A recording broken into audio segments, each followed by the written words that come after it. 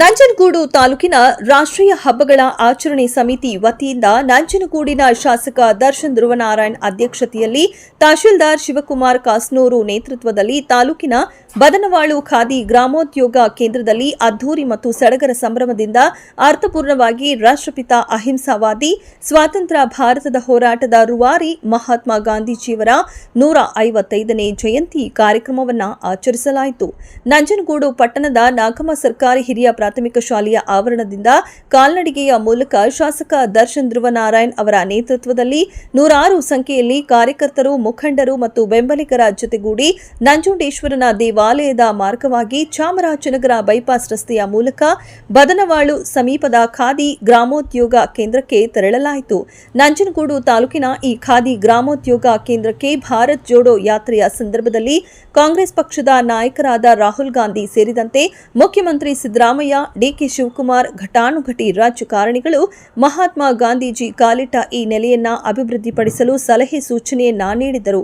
ಖಾದಿ ಗ್ರಾಮೋದ್ಯೋಗ ಕೇಂದ್ರದ ಅಭಿವೃದ್ಧಿಯ ಮುಂದುವರೆದ ಭಾಗವಾಗಿ ನಂಜನಗೂಡು ಪಟ್ಟಣದಿಂದ ಬರೋಬ್ಬರಿ 12 ಕಿಲೋಮೀಟರ್ ದೂರ ಸಾಕಷ್ಟು ಸಂಖ್ಯೆಯ ಮುಖಂಡರು, ಕಾರ್ಯಕರ್ತರ ಮತ್ತು ಬೆಂಬಲಿಗರ ಜತೆಗೂಡಿ ಕಾಲ್ನಡಿಗೆ ಮೂಲಕ ಖಾದಿ ಗ್ರಾಮೋದ್ಯೋಗ ಕೇಂದ್ರಕ್ಕೆ ಭೇಟಿ ನೀಡಿ ಗಾಂಧೀಜಿಯವರ ಭಾವಚಿತ್ರಕ್ಕೆ ಮಾಲಾರ್ಪಣೆ ಮಾಡುವ ಮೂಲಕ ಅರ್ಥಪೂರ್ಣ ಗಾಂಧಿ ಜಯಂತಿ ಆಚರಣೆಗೆ ಮುಂದಾದರು.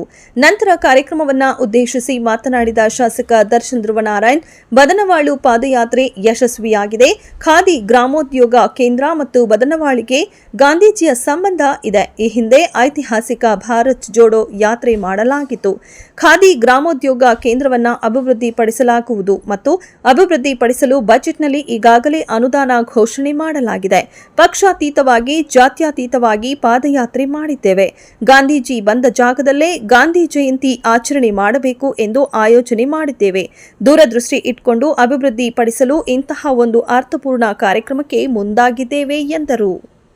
22ರಲ್ಲಿ ಇಲ್ಲಿಗೆ ಐತಿಹಾಸಿಕವಾದಂತಹ ಭಾರತ್ ಜೋಡೋ ಯಾತ್ರೆ ಸಾಗಿ ಬಂದಿತ್ತು. ಈಗಿನ ನಮ್ಮ leader of the opposition Shri Rahul Gandhi ಸಾಹೇಬರು ಈ ಒಂದು ಸ್ಥಳಕ್ಕೆ ಬಂದು ಗೌರವಾನ್ವಿತ ಮುಖ್ಯಮಂತ್ರಿಗಳು ಸಿದ್ದರಾಮಯ್ಯ ಸಾಹೇಬರು, ಡಿ ಕೆ ಶಿವಕುಮಾರ್ ಸಾಹೇಬರು, ಹಾಗೆ ಆವತ್ತಿನ ದಿವಸ ನಮ್ಮ ತಂದೆಯವರು ಶ್ರೀ ಧ್ರುವೇಂದ್ರವರು ಎಲ್ಲರೂ ಕೂಡ ಸೇರಿ ಈ ಒಂದು ಗ್ರಾಮದ ಎಲ್ಲ ನಮ್ಮ ಯಜಮಾನರುಗಳು, ಎಲ್ಲ ಜನಪ್ರತಿನಿಧಿಗಳು, ಎಲ್ಲ ಹಿರಿಯರು ಎಲ್ಲರೂ ಸೇರಿ ಒಂದು ಐತಿಹಾಸಿಕವಾದಂತಹ ಕಾರ್ಯಕ್ರಮವನ್ನು ಇಲ್ಲಿ ಆಯೋಜನೆಯನ್ನು ಮಾಡಿದ್ದನ್ನು ನೀವು ಎಲ್ಲ ಸೇರಿ ನೋಡಿದ್ದೇವೆ.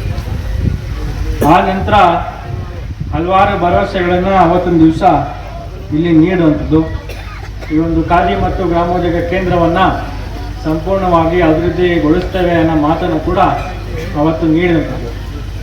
ಆದರೆ ಇವತ್ತಿನ ದಿವಸ ಕಳೆದ ವರ್ಷ 2023ರಲ್ಲಿ ನಾವು ಕೂಡ ಮಾನ್ಯ ಮುಖ್ಯಮಂತ್ರಿಗಳಿಗೆ ಮನವಿಯನ್ನು ಮಾಡಿಕೊಂಡಿದ್ದು, ಇದರ ವಿಚಾರವಾಗಿ ಬಜೆಟ್ನಲ್ಲಿ ಪ್ರಸ್ತಾಪ ಆಗಬೇಕು ಅನ್ನೋ ಬಗ್ಗೆ ನಾವು ಕೂಡ ಮನವಿಯನ್ನು ಮಾಡಿದ್ದೆವು.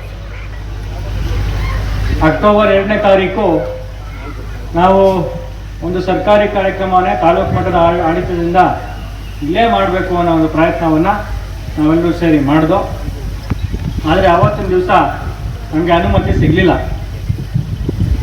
ಕಾರಣಾಂತರಗಳಿಂದ ಆವತ್ತಿನ ದಿವಸ ನಮಗೆ ಅನುಮತಿ ಸಿಗಲಿಲ್ಲ.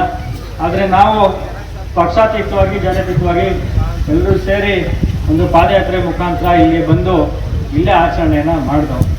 ಆನಂತರ ಮಾನ್ಯ ಮುಖ್ಯಮಂತ್ರಿಗಳಂಥ ಸಿದ್ದರಾಮಯ್ಯ ಸಾಹೇಬರ ಆಶೀರ್ವಾದದಿಂದ ಈ ಒಂದು ಖಾದಿ ಮತ್ತು ಗ್ರಾಮೋದ್ಯೋಗ ಕೇಂದ್ರ ಬದನವಾಳಿರುವಂತಹ ಕೇಂದ್ರಕ್ಕೆ ಸಂಪೂರ್ಣವಾಗಿ ಅಭಿವೃದ್ಧಿಗೊಳಿಸ್ತೇವೆ ಅಂತ ಬಜೆಟ್ನಲ್ಲಿ ಘೋಷಣೆ ಆಗಿದ್ದನ್ನು ತಾವೆಲ್ಲರೂ ಕೂಡ ನೋಡಿದ್ದೇವೆ. ಘೋಷಣೆ ಆಗಿದ್ದ ಬಳಿಕ ಇವತ್ತಿನ ದಿವಸ ಒಂದು ಅನುಷ್ಠಾನ ಸಮಿತಿ ಕೂಡ ನನ್ನ ಅಧ್ಯಕ್ಷತೆಯಲ್ಲಿ ಸ್ಥಾಪನೆ ಆಗಿದೆ. ಒಂದು ಮೀಟಿಂಗ್ ಕೂಡ ಆಗಿರೋಂಥದ್ದು. ಇವತ್ತು ನಾವು ಏನು ಬಜೆಟ್ನಲ್ಲಿ ಘೋಷಣೆ ಆಗಿದ್ದ ಬಳಿಕ ಇಲ್ಲೇ ನಾವು ನಮ್ಮ ತಾಲೂಕು ವತಿಯಿಂದ ನಾವು ಮಹಾತ್ಮ ಗಾಂಧೀಜಿಯವರ ಸ್ಮರಣೆಯನ್ನು ನಾವು ಇಲ್ಲೇ ಮಾಡಬೇಕು.